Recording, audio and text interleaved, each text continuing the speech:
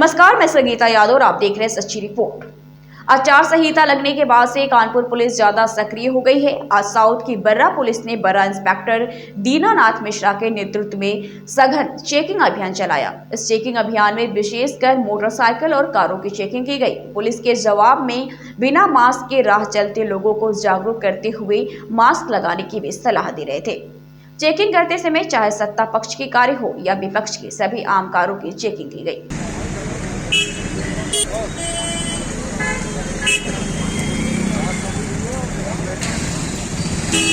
मैनपुरी की विधानसभा किशिनी में एक छोटे से गांव भावत में निकलकर एक राजमिस्त्री का काम करने वाले पिता के बेटे हैं प्रभुदयाल।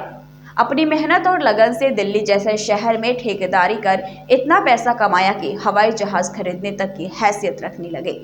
ऑडी जैसी महंगी कार में घूमने लगे। प्रभुदयाल के मन में एकाएक ऐसी गांव वासियों के बदलाव की लगन जागी कि बसपा सुप्रीमो मायावती ने उन्हें राजनीति में आने का न्योता दे डाला। अब प्रभुदयाल का एक ही मकसद है कि वे अपने क्षेत्र की जनता के लिए ऐसा कुछ करें कि उनकी दिशा और दशा दोनों बदल जाए। आप किस पार्टी से चुनाव लड़ने की तैयारी कर रहे हैं और किस विधानसभा से, पूरी अपनी जानकारी दें। मैं बहुजन समाज पार्टी से किसनी विधानसभा सुरक्षित 109 से तैयारी कर रहा हूँ।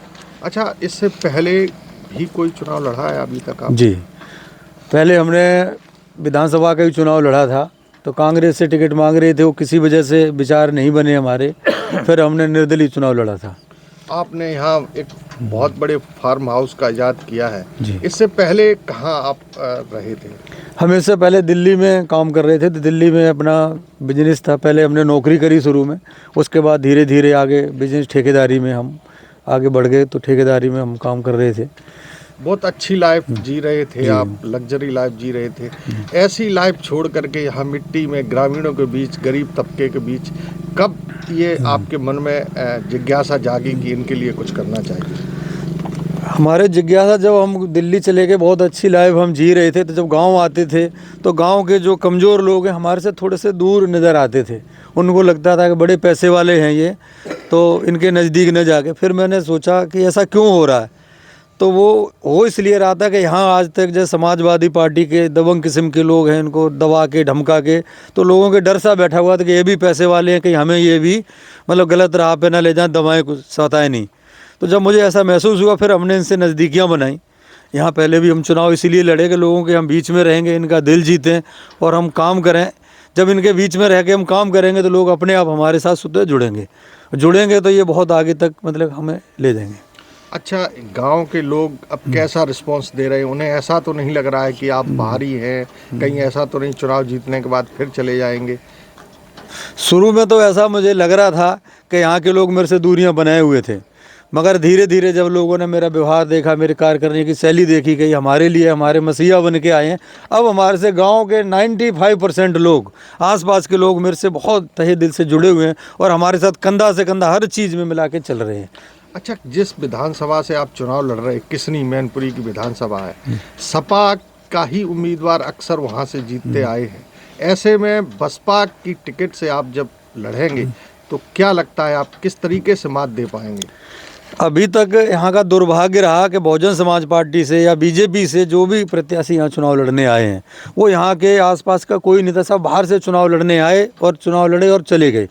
मगर मैं यहाँ का लोकल हूँ, हमने लोगों के दिलों में यहाँ जगह बना ली। मैं गांव-गांव जाके घूम के देखता हूँ कि यहाँ के लोग मुझे अपना बच्चा, अपना भाई, अपना चाचा, हर रूम में मुझे अब। बिजनौर में भाजपा ने 8 विधानसभा से अपने प्रत्याशी की घोषणा कर दी है, जिसमें पूर्व विधायक मृतक लोकेंद्र के भाई सीपी सिंह को नूरपुर विधानसभा से प्रत्याशी घोषित किया गया है। भाजपा ने सिटिंग एमएलए की लिस्ट जारी करते ही विपक्षी दलों में खलबली मचा दी है। सभी विधानसभा क्षेत्र में पुराने प्रत्याशियों को मैदान में उतारा गया है, जिससे बिजनौर की राजनीति में संग्राम मचा हुआ है। सीपी सिंह ने नूरपुर विधानसभा से बम्पर बहुमत से जीत दर्ज करने का दावा किया है। आप क्या कहेंगे? मुझे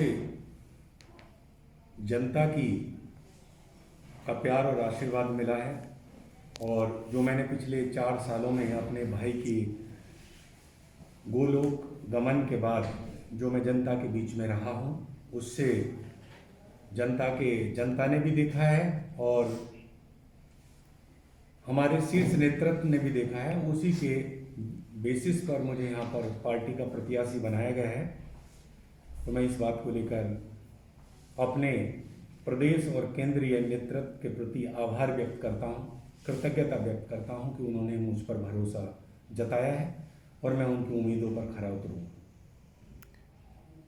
इसका श्रेय आप किसको देना चाहेंगे? मैं नूरपुर विधानसभा क्षेत्र की जनता को देना चाहूँगा इसका श्रेय, और अपने प्रदेश और केंद्रीय नेतृत्व को देना चाहूँगा कि उन्होंने मेरा प्रत्याशी के रूप में यहाँ पर चुनाव किया। हमारे चैनल के माध्यम से जनता से क्या अपील करना चाहेंगे? जैसा जनता ने 2012 में, 17 में और 2018 हमारे परिवार ने इस विधानसभा से 3 चुनाव लड़े हैं, उसमें जनता ने हर बार पहले से अधिक मत हमें दिए हैं। तो मैं जनता से आपके चैनल के माध्यम से यही विनती, यही निवेदन करता हूं कि इस बार हमें और अधिक उनके सहयोग की, उनके प्यार की, उनके आशीर्वाद की आवश्यकता है। उनकी उम्मीदों पर हम हमेशा खरे उतरे हैं और भविष्य में और खरे उतरेंगे। यही विनती लेकर हम जनता जनार्दन के श्री चरणों में अपना अनुरोध करेंगे। बरेली के बड़ा बाजार चौक डिस्ट्रिक्ट अस्पताल रोड कोहरापीर रोड से सैकड़ों की तादाद में ई रिक्शा की वजह से राहगीरों का आना जाना मुश्किल। आज व्यापारी सेवा संघ ने अपनी टीम से सर्वे कराया। कोतवाली के पास नो एंट्री होने के बावजूद पुलिसकर्मी नहीं रोक रहे हैं ई रिक्शा 4 व्हीलर, जिसकी वजह से बाजार में हो रही है जनता को दिक्कत। और कोहरापीर चौकी के सामने बैरियर लगाए होने के बावजूद बड़े वाहन बाजार में आ रहे हैं। आज व्यापारियों ने बैठक की अध्यक्षता करते हुए व्यापारी नेता दीपक अग्रवाल ने कहा, ऐसे नो एंट्री का कोई फायदा नहीं है। व्यापारियों की दुकान के बाहर ई रिक्शा की बड़ी तादाद में लाइन से खड़ी होती है।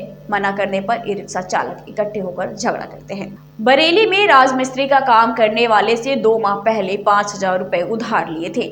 आज सुबह राजमिस्त्री उधार के रुपए मांगने गए तो उस पर जानलेवा हमला कर दिया। राजमिस्त्री ने थाना बरादरी में तहरीर दी। पुलिस ने जिला अस्पताल में मेडिकल कराया। थाना बरादरी के मोहल्ला जोकी नवादा निवासी 50 वर्षीय हैं इरफान पुत्र बशीर अहमद ने बताया, राजमिस्त्री का काम करता हूँ।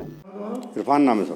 क्या मामला है? इनने साहब 2 महीने पहले मैंने से 5,000 रुपये मुझसे लिए थे। इसके सामने मैंने मकान में काम करा था, ये जाता रहता था, इसका मकान था हुआ। इनने मुझसे 5,000 रुपये मांग ली, जानने वाला था। अब मैं मांग नहीं गया तो दो भाइयों ने इनने एक ने हमला कर दिया मेरे ऊपर, राड मार दी सिर पे मेरे। किसने मारी? हैं? किसने मारी? भूरा ने साहब, भूरा दूधिया गद्दी है ये। राड था साहब, सब्बल वाला राड था, लोहे का। किसने मारा? भूरा ने मारा। कब पैसे लिए थे? ये अब पैसे लिए 2 महीने पहले। कितने थे? 5,000 रुपये। कहाँ का मामला है? ये 5,000 रुपये उन्होंने लिए थे। मतलब हुआ सामने मैंने काम करता था, इस्लाम हाजी जी का मकान बनाया था, मेरे सामने जो हुआ उसका मकान रहता था सामने, इसी डेरी नाले पे है। इनने मुझसे 5,000 रुपये लिए थे। मैं इससे मांगने 2 बार और भी गया था, तो इनने आज मुझसे हाथापाई कर दी इनने मेरे ऊपर। हाँ जी, पुलिस से शिकायत थाने में, पुलिस के थाने गया था मैं। थाने साहब यहाँ भेज दिया मुझे। कौन से थाने गए? थाने में बरादरी चौकी भी गया था। कागड़ चौकी वालों ने मुझे पकड़ा नहीं गया था, भाग गया। कागड़ चौकी गया, उन्होंने थाने भेज दिया। थाने से थाने वालों ने साहब यहाँ मुझे यहाँ भेज दिया। फिलहाल सच्ची रिपोर्ट में इतना ही। जल्दी हाजिर होंगे कुछ बड़ी खबरों के साथ।